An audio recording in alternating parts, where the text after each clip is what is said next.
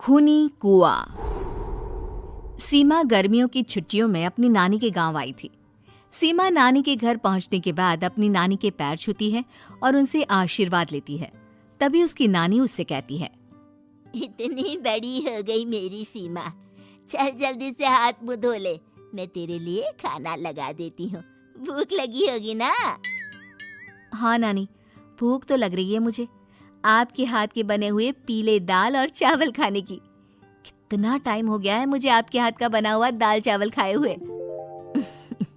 तू तो नौकरी में व्यस्त थी, तो तुझे कहाँ से टाइम मिलेगा अपनी नानी के लिए? और जब इतने टाइम बाद आई है तो ज्यादा टाइम के लिए रुक कर जाएगी तू। हाँ नानी, इस बार पूरे 2 महीने के लिए आई हूँ। सीमा की नानी अंदर जाकर उसके लिए खाना बनाने लगती है। सीमा कमरे में अकेली होती है, तभी उसे किसी औरत के रोने की आवाज सुनाई देती है। वो कभी खिड़की से बाहर झांकती है तो कभी दरवाजे से बाहर झांकती है।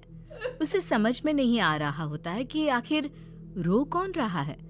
तभी नानी खाना लेकर आ जाती है। वो अपनी नानी से कहती है, नानी, कोई औरत रो रही है क्या?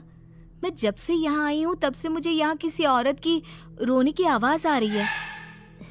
हे भगवान, कहीं ये वही तो नहीं? बोलो ना नानी। अरे कोई नहीं रो रहा, ये तेरे मन का वहम है। और तू ना अब खाना खा ले, ज्यादा यहाँ वहाँ की बातों में ध्यान मत दिया कर।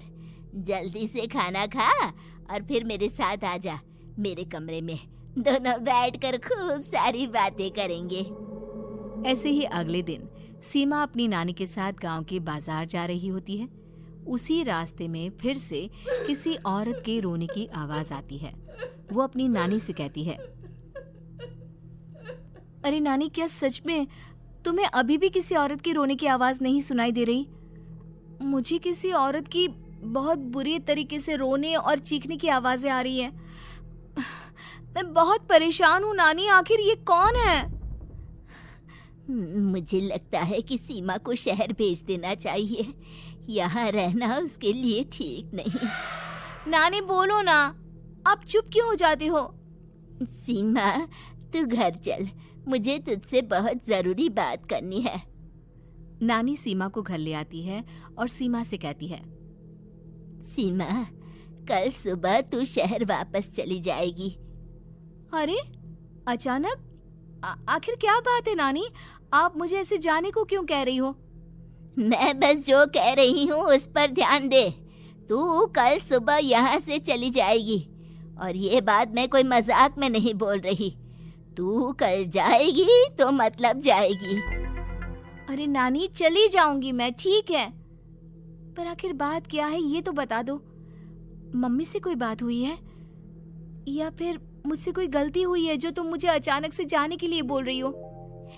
देख सीमा, रात बहुत हो चुकी है और मुझे इस बारे में कोई बात नहीं करनी। चल, अब चल के मेरे साथ सो जा। सुबह की बस पकड़कर तुझे शहर भी तो जाना है। सीमा को अपनी नानी का ऐसा व्यवहार देखकर बहुत ही अजीब लगता है। उसे कुछ समझ में नहीं आ रहा होता है कि आखिर उसकी नानी उसे अचानक से गांव छोड़कर जाने के लिए क्यों कह रही है। ये सारी बातें सोचते सोचते सीमा की आंख लग जाती है और वो अपनी नानी के साथ सो जाती है। ऐसी ही आधी रात को सीमा को फिर से किसी औरत की रोने की आवाज सुनाई देती है। वो उस औरत की आवाज सुनकर बार बार करवटें बदल रही होती है और तभी उसे सपने में भी एक अजीब सी औरत की परछाई दिखाई देती है, जो इतना चीख चीख कर रो रही होती है कि सीमा डरकर उठ जाती है। वो पूरे पसीने पसीने हो रही होती है। वो अपने आसपास देखती है तो घर में बिल्कुल शांति का माहौल होता है। सीमा घबरा जाती है। वो अपनी नानी को जगाने की कोशिश करती है, मगर उसकी नानी नहीं जगती।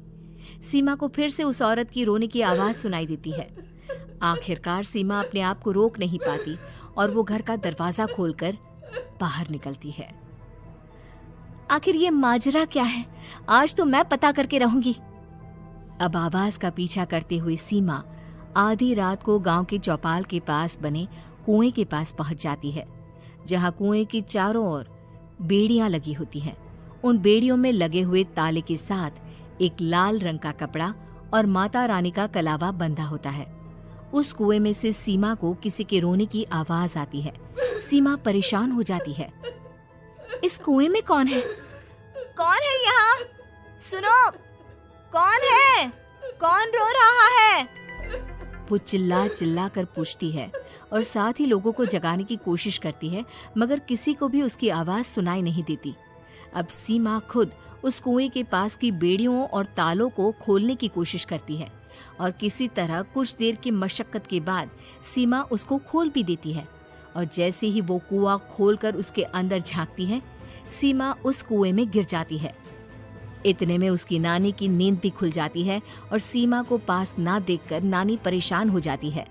नानी घबराकर पूरे घर में उसे ढूंढने की कोशिश करती है, जिसके बाद उसकी नानी और सभी लोग उस खूनी कुएं के पास जाते हैं और सीमा की नानी कुएं के पास खड़ी होती है। सभी गांव वालों और सीमा की नानी को सीमा के चिल्लाने की आवाज आती है, बचाओ, कोई मुझे बचाओ। मेरी बच्ची, हम आ गए, हम तुझे बचा लेंगे। नानी, मुझे यहाँ बहुत डर लग रहा है। यहाँ इंसान की कटी हुई मुंडिया, हाथ, पैर और कंकाल है और खून भी है। नानी, मुझे डर लग रहा है। आप सब मेरी मदद कीजिए, नहीं तो ये खूनी कुआं मेरी बच्ची को भी खा जाएगा। अरे मुझे तो ये समझ में नहीं आ रहा कि आखिर इस खूनी कुएं को खोला किसने। सालों पहले इसको इतनी मुश्किलों के बाद तांत्रिक बाबा ने बंद किया था। अरे पूरा गांव खूनी कुएं के बारे में अच्छे से जानता है, तो कोई भी जानबूझकर तो ऐसा करेगा नहीं। मतलब किसी ने अनजाने में इसे खोल दिया है भैया। सीमा को इस बारे में मालूम नहीं था और जब से वो यहाँ आई थी तभी से उसे किसी औरत के रोने की आवाजें भी सुनाई दे रही थी। कहीं सीमा ने ही तो उसे नहीं खोला। अगर ऐसा है तो फिर सीमा का बचना बहुत मुश्किल है। वहीं कुएं के अंदर सीमा रोते हुए बैठी होती है कि उसे आवाज सुनाई देती है जो कुएं के बाहर खड़े गांव वालों में से किसी को सुनाई नहीं देता। आज सालों के बाद मुझे ताजा खून मिलेगा। तेरा खून पीकर आज मैं अपनी प्यास बुझाऊंगा।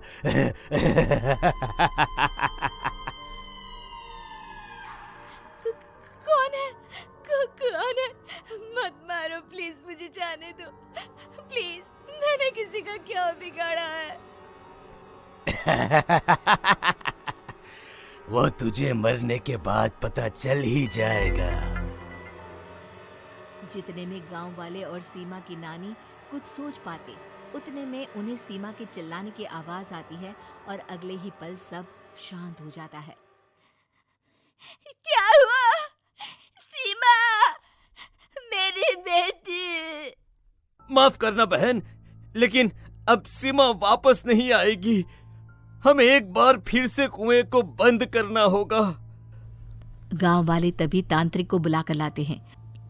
एक बार फिर अपनी शक्ति से तांत्रिक बाबा उस कुएं को हमेशा हमेशा के लिए बंद कर देते हैं और वहां एक बोर्ड लगा दिया जाता है कि यहाँ आना मना है।